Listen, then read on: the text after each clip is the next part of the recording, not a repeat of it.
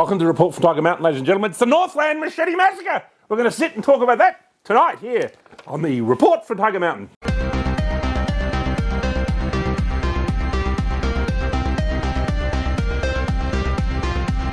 Yes, ladies and gentlemen, it's the Northland Machete Massacre.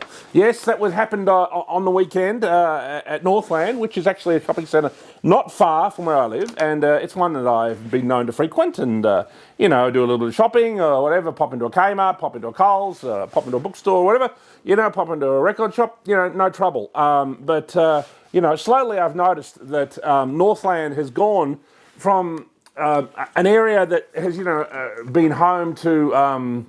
well, you know, Aussies, you know, some Wogs, some, you know, some Italians, some Greeks, you know, maybe a few Chinese around Preston Market have always been there as long as I've been alive. So, you know, that was okay, but it was reasonably small. You had a few nice Chinese restaurants. But now it's just become overrun with foreigners. The Muslim community is massive in that area. To some extent, you know, obviously Muslims are fairly conservative, and sometimes, you know, even though there's a lot of, you know, large criminal element in the Muslim community, they might not tend to rob at home or rob in the suburbs they're in.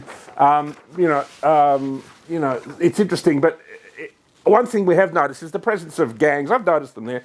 You know, young guys in these black outfits, sometimes they cover their faces. And, you know, it was funny, my mother was actually driving past there on Saturday and was going to pop into Northland, and she saw like 10... black guys dressed in black with their faces half covered. I think there was maybe one or two whites with them. And she just thought, that just looks, what the hell are they going into North? This was on a Saturday the day before. And so obviously what happened, it was around 2:30 because I was actually driving near Northland. I was popping down to a bookshop at the bottom of St George's Road that I like to go to. And I was on my way sort of past the area there, and police cars tore past at around 2:30. And I thought, Jesus, they're going fast, you know. And they were going faster than somebody, you know. They weren't just going to a traffic, you know, somebody who'd crossed jaywalked, ladies and gentlemen. Obviously, there was a major incident going down at Northland, and there were two rival gangs. From what I hear on the lowdown from a few friends, that it was the Lebs versus, you know, a Sudanese gang. You know, the Sudanese love the machetes, but, you know, no doubt they've made it popular with Lebanese gangs and other gangs, you know, of various ethnicities, maybe Asian gangs as well. So the machete has become a, you know, it's, you know, import the third world, you get the third world, ladies and gentlemen. I mean, people getting attacked with machetes is not something that happens in Australia. At least it didn't used to until mass immigration. So this problem is clearly a problem of mass immigration, right? That's where the problem comes from. But of course, it's actually the machetes' fault, ladies and gentlemen. It's the machetes. We've got to ban the machetes. You know what I mean? But then what happened to Chadstone a couple of days later on Wednesday? There was an attack with a spanner. I mean, what are we going to do? Some cop got hit in the head by a similar group of thugs.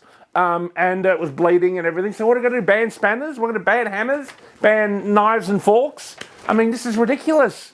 You know, how about banning the fucking cunts who are doing this? Why don't we just put them on a boat and fuck them right off? I mean, Donald Trump's got the right idea. You know, El Salvador, ladies and gentlemen. I mean, couldn't we get on the phone to El Salvador and say, you got any room over there, ladies and gentlemen? You got any room? You know, off they go, straight to El Salvador. This is the way to do it. Get rid of them, never to come back. Get rid of them, never to come back. That's the way to solve the problem. But obviously under Labor, this problem is not going to be solved. And essentially after two attacks on malls within approximately 4 days of each other, it's not safe to go to malls in this country. That's where we're at. You know, it's shocking. And it's unbelievable that we put up with it. And it's unbelievable that people vote Labor.